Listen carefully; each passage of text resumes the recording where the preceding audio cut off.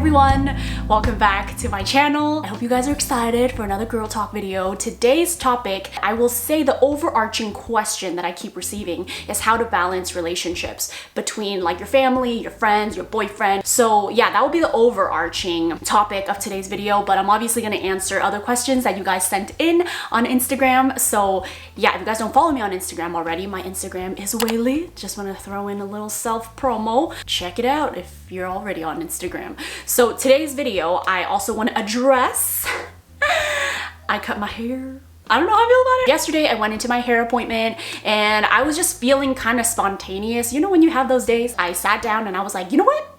I want to cut my hair.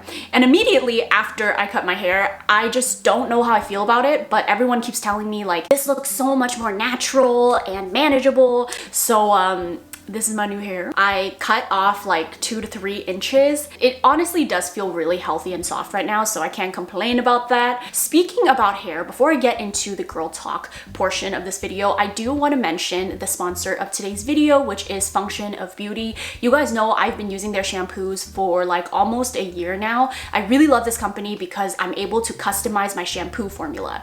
And it's really fun because I'm able to have a shampoo that works exactly for my hair. So something that I used to struggle with, especially with going to the drugstore and getting shampoos and conditioners there, is that one, it's really hard to find a brand that's cruelty-free, and on top of that, a brand that does not use like toxic chemicals in their shampoos. So I really love that with this brand, they are non-toxic, they use clean ingredients, they are formulated without parabens, phthalates, and GMOs, and so much more. That's just to name a few. And I feel like what really sets them apart is that you can cater it for your hair type. When you go to a drugstore, typically you would find shampoos and conditioners that are catered to just like one thing. It's really hard to find one that actually does it all. So that's why I really like this company. They are cruelty-free, 100% vegan, and it's just fun. It's just fun that you can change up your formula depending on how your hair is feeling. So all you have to do is go on their website, you take a 2-minute quiz, and in that quiz, you put in exactly your hair type, your hair goals, your preferences, such as the scent that you want and the color of your product. So this month I decided to go with this cherry blossom scent, and also you can see my bottles are teal. It smells so good, and I also really like that there is a pump. There is a pump, and if you guys use their service often, you can actually opt to go pump free. My hair has come such a long way, let me tell you. Here's just an image of what my hair looked like 3 years ago. It was really damaged, and from that point I just made a change. So I've just been really happy with their product, and I feel like it really has helped my hair. Anyways, let me share what's in my formula this month. You're able to choose up to 5 different I guess hair goals. So for me, I chose lengthen, strengthen, nourish roots, color protection, and soothe scalp. My hair is so soft. I mean, I'm a girl that colors her hair every single month, but my hair is not dry at all. Because these are customized formulas, no 2 bottles are exactly the same, and because it's customized just for you, it even has your name on the bottle. Mine says Function of Weylie, so I thought that was just like a cute little touch.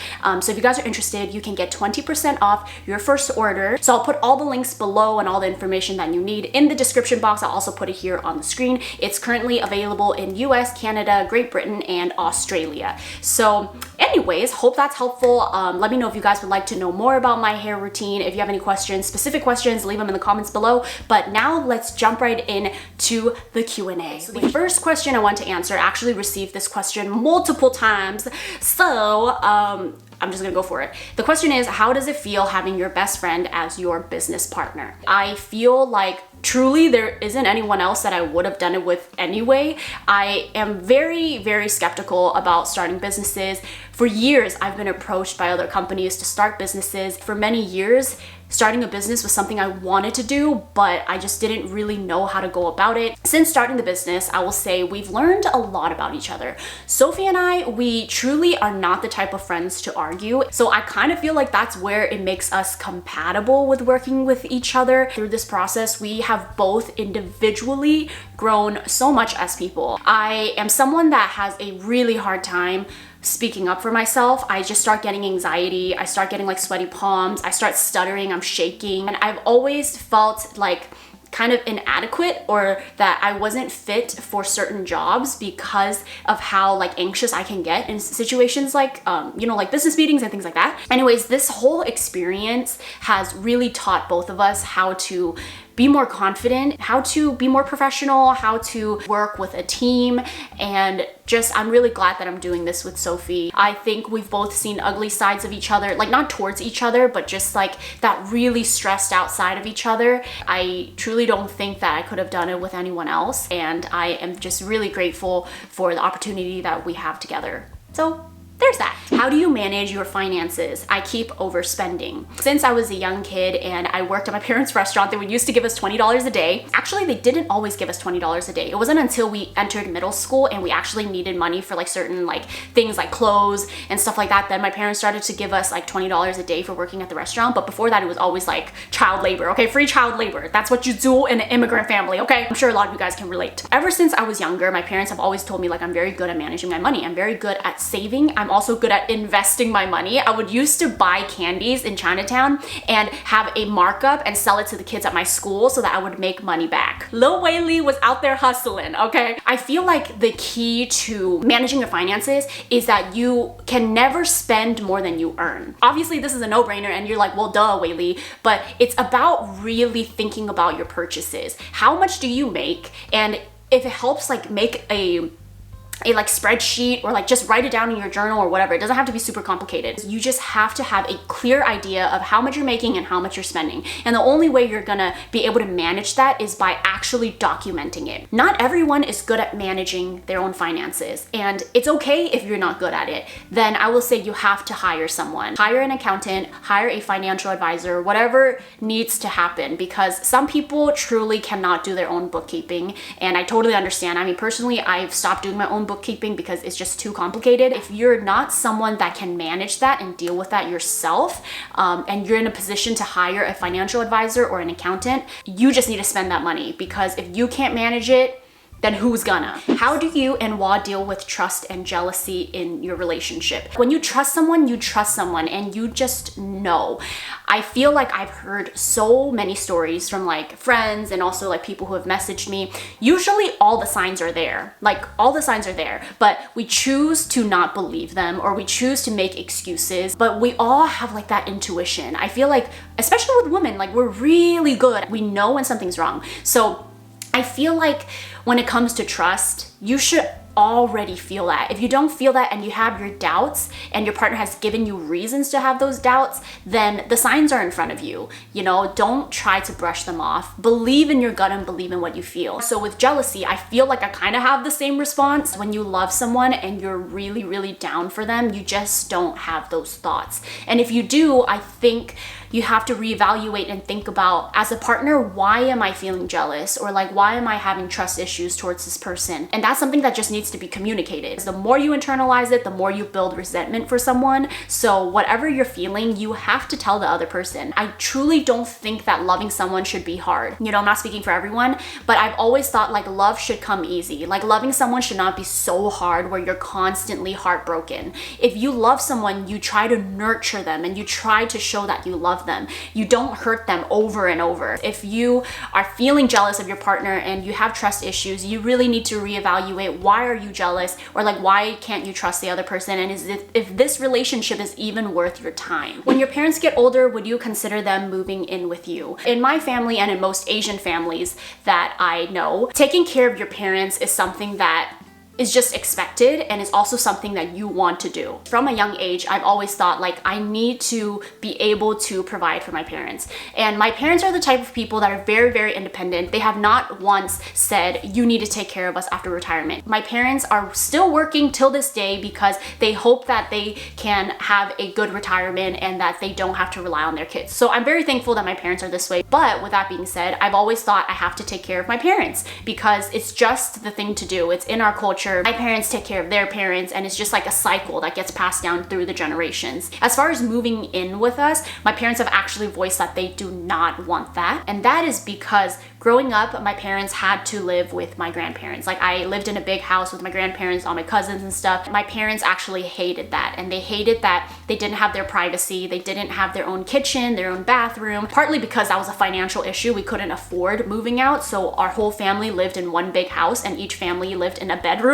My parents, from that experience, they have actually told Juan and I, like, when you guys have a family, we just want you guys to do good. Don't worry about us. We don't want to live with you. So my parents have already voiced that. But I think in the future, I definitely want to be able to get my parents a home in a better area, a nice little home in a good neighborhood, so that I'm not worried about their safety. How do you deal with those weeks when nothing is working, no matter how hard you're trying? Oh girl, let me just say, it gets better. It really gets better. Every time that I've gone through something hard, and I swear in that moment, nothing will ever get better. With time, I'm always better. So yeah, I think that's a good reminder whenever you're going through something rough, that time heals everything, and sometimes you just have to give it time. You can't try to figure out everything all at once, because maybe at that moment is not the moment where you're meant to know it all. But for me, I feel like things usually still go right. It's more so things keep getting piled on top of those plans. That's where I feel like life sometimes just like throws me a lot of like curveballs. If I'm being real honest, I usually cry,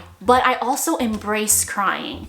If you're really feeling overwhelmed, sometimes crying it out is the best thing you can do. But then there are certain stress moments that don't require crying, where I feel like I can put on my big girl panties and tackle it. So there are times where I will pep talk myself, and I will pep talk myself out loud. Like, I know it sounds silly, but do it in the private of your own home, or the privacy of your own home, or do it in the privacy of your own car. But I will have pep talks with myself where I'm just like, Weylie, you are a boss lady, and you can handle this, you can do this. And I'll just say these things to encourage myself, because I feel like the more you manifest certain thoughts, or like the more positive energy you put into it, the more you're able to get through a hard time. But the more you fuel into like your bucket of negativity and like, I can't do this, like there's no way I can do this, I'm not capable. If you release in that way, then you're gonna become that. I will pep talk myself, and I will remind myself like what I'm capable of and how much I've gotten through, and this is just another week and that I can do it. How to handle the girlfriend being more successful than the boyfriend in a relationship. Growing up, my mom has always been the breadwinner. My mom is just better at speaking English, she's better at running a business, while my dad is more of the person who's like the manpower. Like, he's the one to, like, when we had a restaurant, my dad was the one cooking in the kitchen, while my mom was managing like the business side of the restaurant. So growing up, I've always had like these strong women in my life. All my aunties, same thing. Growing up, that was just normal for me. I never ever thought that like it needed to be like the man to be more successful than the woman. And it just makes me sad when I see that people base relationships off of like how successful a man is. I've never understood that, because I just don't think it needs or that it matters, because in a relationship, I want to be loved. I don't want to be taken care of. Like, I don't need a man that's like providing for me, because I want to be able to provide for myself. In no way am I saying that I want to provide everything for my man. Like, Wah comes through in so many ways. So to answer your question, how do I handle being the more successful person? We both respect and appreciate each other for what the other person can provide and do. I feel like there's such a stigma around women earning more than men in relationships, and this has been this way for like decades. Society makes it seem like only men can be the breadwinner and not women, and like that's another thing I have a problem with too. Like, the way I see a relationship is that you just take care of yourself, and when times are rough and your partner needs you to take care of them, then yes, you will provide and like help in that way. But if you're looking at your relationship solely focused on the fact that like you need your man to be the breadwinner, why? You know, like, why not provide that for yourself? Why not provide a comfortable living for yourself? If one person is making less than the other, we just don't care, because that is not what our relationship is based off of. So I hope that's helpful. And if you're asking this question, maybe because you feel kind of like insecure that you're making more, girl, I've actually heard so many stories where like men get insecure over their girlfriends earning more, and it makes the girlfriend feel bad to talk about her own success. And that is just not okay. You should always feel like you can support one another and not be jealous, and like be happy for the other person. And also on the other end, if you're the boyfriend and your girlfriend is making more money than you, there's no reason to be insecure about that. Keep working on yourself, you know, like whatever your goals are, work for those for yourself, not for the sake of like, you know, coming up on your girlfriend. You both just do your thing, have your goals, and support each other along the way through the highs and the lows. So that's how I feel about a relationship. I look at my parents, my mom has always been the breadwinner, and my parents have the relationship that they have. With that being said, I feel like in a relationship, you just have to manage your own expectations. There's no formula, there's no right or wrong. If what you believe is that a man in your household is the breadwinner and that's what you believe in and that's what you need, then those are your expectations in a relationship.